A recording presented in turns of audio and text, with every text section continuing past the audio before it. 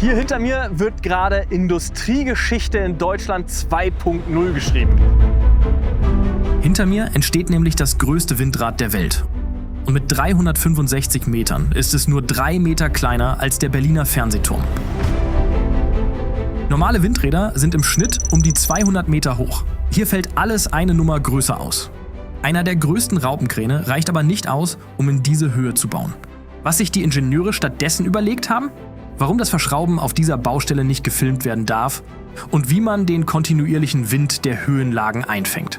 All das habe ich mir vor Ort mitten in der Baustelle erklären lassen.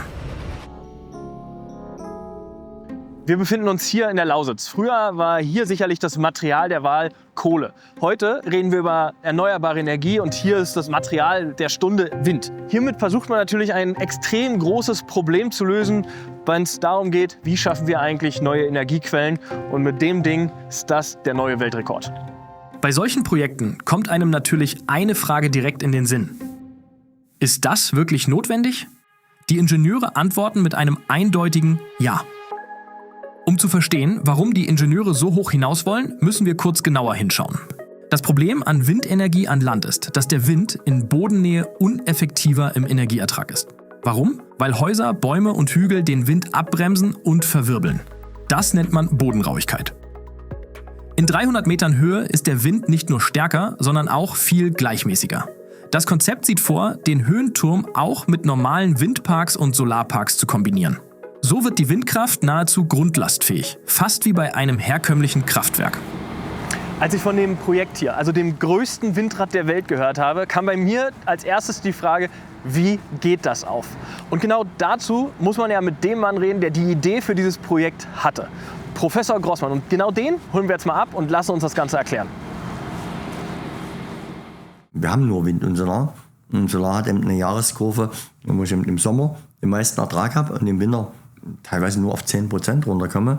Und Wind hat genau das Gegenteil. Und insofern ist eine Überlagerung von Solar und Wind und jetzt noch unser Höhenwind dazu, der noch mal extremer und stabiler liefert, führt im Prinzip dazu, dass man aus den 3 Energien schon fast in eine Grundlastversorgung kommt. Doch wo Pionierarbeit geleistet wird, läuft selten alles glatt. Herr Professor Dr. Großmann hat mir erzählt, dass es eine ganze Menge Herausforderungen gab. Vor allem die angestrebte Höhe des Stahlkonstrukts verursachte am Anfang einiges an Kopfzerbrechen. Das Hauptproblem bei der Nutzung von Höhenwind ist letztendlich, wie bekomme ich die Turbine in dieser Höhe. Und die normalen Mobilkräne, die es gibt, kommen nur bis 180 Meter. Einen Turmdrehkran daneben zu bauen, dann baue ich ein zweites Bauwerk daneben. Das kann man sicher für eine Pilotanlage machen, aber nicht in der Serie. Und so war die Herausforderung, wie kann ich letztendlich eine Technologie entwickeln, wo ich normale Kräne nutzen kann. Das bin ich nicht wirtschaftlich. Und da sind wir im Prinzip auf diese Teleskopidee gekommen. Das heißt, wir errichten den äußeren Turm und errichten in dem äußeren Turm die Turmspitze sozusagen, den inneren Turm, und nutzen den äußeren Turm dann als Fahrstuhl oder als Träger, um letztendlich in dem äußeren Turm den inneren mit der Turbine auf die entsprechende Höhe zu schieben und können damit normale Mobilkräne nutzen. Die Idee, die stärkeren und stetigeren Winde in größeren Höhen zu nutzen, kam durch Professor Horst Bendix zur Bundesagentur Sprint. Er war Chefkonstrukteur beim legendären Schwermaschinenbauer Kirov in Leipzig und verstarb leider im Sommer 2023 im stolzen Alter von 93 Jahren. Geht nicht, gibt's nicht. Dafür bin ich bekannt. Das geht nicht, gibt's nicht, Bendix. Als ob der liebe Gott entschieden hat, du bist Erfinder, damit es den Menschen besser geht. Das ist der Antrieb. Ich sage nie, dass die alte Technik schlecht war. Nur die alte Technik kommt nicht mehr mit den Anforderungen, die Energie aus dem Wind immer weiter zu vergrößern. Größere Höhen, die großen Vorteil in der Nutzung des Windes bringen, können nicht mehr technisch mit den bisherigen Mitteln erreicht werden. Bendix hatte eine revolutionäre Idee, nämlich den ertragreicheren Wind in größeren Höhen zu ernten. Die Bundesagentur für Sprunginnovation, kurz Sprint, fand die Idee so genial, dass sie Millionen an Fördergeldern locker machte. Seit 2010 arbeitete GIKON ebenfalls an Konzepten zur Höhenwindgewinnung. Und mit seinem eigenen Teleskopkonzept konnten sie die Sprint überzeugen. Das ist unsere DNA als Firma. GIKON ist ein forschendes Ingenieurbüro Wir verdienen unser Geld ganz normal wie ein Planungsbüro, aber wir investieren alle Gewinne in die Forschung. Es ist wirklich auch die DNA der Mitarbeiter. Jeder ist bei uns angehalten, neue Ideen zu haben.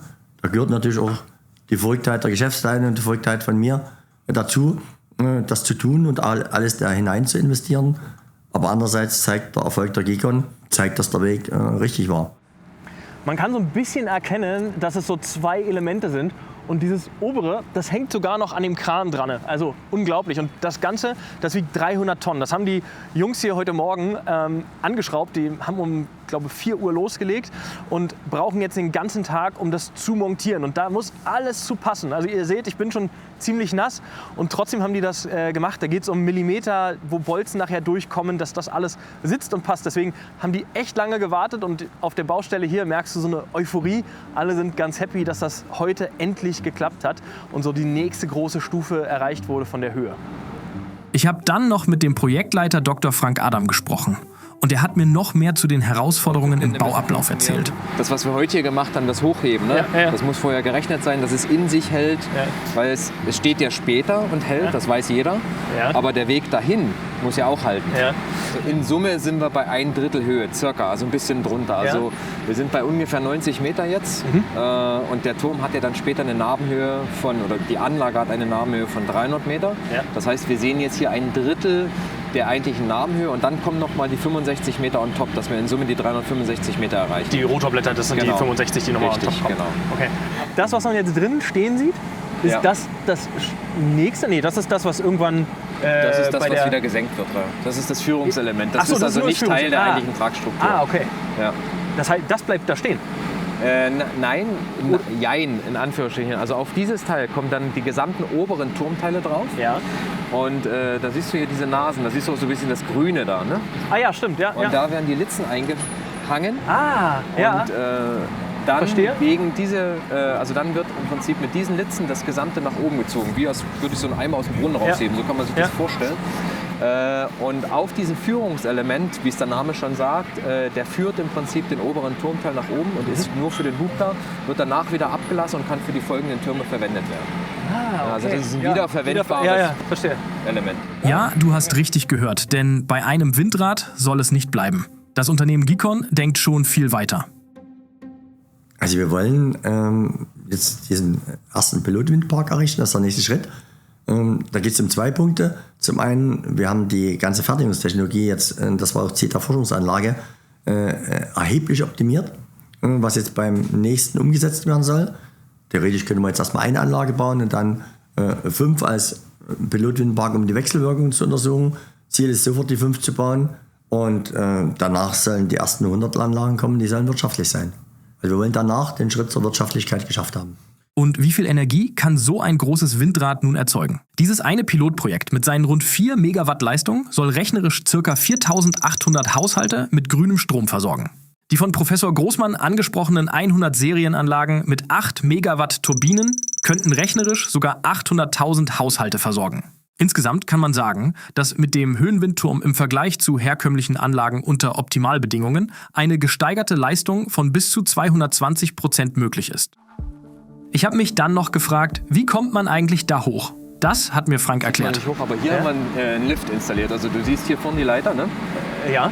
Und an dieser Leiter ist eine Zahnstange dran und an diese Zahnstange wird dann ein Lift montiert. Ein Korb, wo man drin stehen kann. Korb, genau. Ah ja, okay. Also wie ein Fahrstuhl. Ja, das ist nichts anderes als ein Fahrstuhl. Und an dem fährst du im Prinzip dann einmal da hoch. Auf was für eine Höhe geht das? 220 Meter Höhe. Die Plattform für 220 Meter siehst du tatsächlich hier schon auch hinter dem Kran. Ja? Da siehst du die Plattform, das ist die dann später in 220 Meter ist. Ah, okay. Und da steigst du dann um in den zweiten Fahrstuhl, der im Inneren des oberen Turmteils nach oben fährt. Also wirklich steil der fährt in der Mitte. Dann förmlich gerade nach oben. Ja, okay. Und der klettert so ein bisschen schräg hier nach oben. Okay. Genau. Das sind hochspezialisierte Leute, die sagen wir, auch jetzt in der Höhe arbeiten können. Man muss ja Leute finden, die in der Höhe arbeiten. Einer davon ist Erkan. Er ist Industriekletterer und Bauleiter bei dem Projekt. Denn wer in solch einer Höhe bauen möchte, trifft auf logistische Grenzen. Warst du schon oben? Ja. Ja? Ja. Wie hoch ist das jetzt? 90 Jetzt Meter? 88,5 zurzeit. 88,5. Hast du gemessen heute Morgen? Ja, also wir sehen doch, also ja. Ab einem gewissen Punkt reicht doch der Kran nicht mehr, also der Steiger jetzt aus. Steiger nicht mehr, Kran auch nicht mehr. Was macht ihr dann? Ja, dann haben wir ein Seilsystem. Und dann, also ihr klettert hoch oder? Also mit oder Maschine. Also die ist elektrisch? Ja, elektrisch. Die zieht dich hoch? Ja, genau. Dich als Person? Ja, Nein. doch.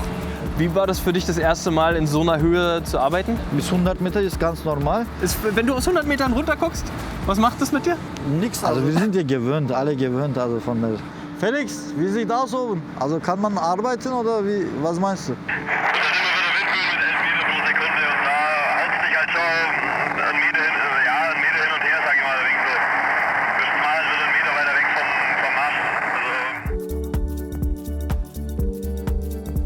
Kommt noch Highlight. Was ist für dich das Highlight? Da müssen wir uns, die sind ja ineinander zwei Masten, ne, Section. Also außen habe ich ja bei 160 Meter und innere Mast geht ja so hoch. Ja. Ne, das ist, wenn nachdem er hochgegangen ist, dazwischen muss ich innere Section oder innere Mast und äußere Mast zusammen verbinden. Ja. Da muss ich noch eine Section bauen. Da ist das Highlight. Und weil so etwas vorher eben noch nie gebaut wurde, bleiben die genutzten Arbeitsweisen und Materialien absolutes Betriebsgeheimnis. Wie zum Beispiel der Prozess des Verschraubens der riesigen Schrauben, die den gesamten Turm zusammenhalten. Aber das Projekt hat nicht nur Befürworter und es gibt Gegenwind. Dieser weht einerseits natürlich aus Richtung von Vogelschützern, andererseits liegt nur wenige Kilometer entfernt der Segelflugplatz Schwarzheide-Schipkau.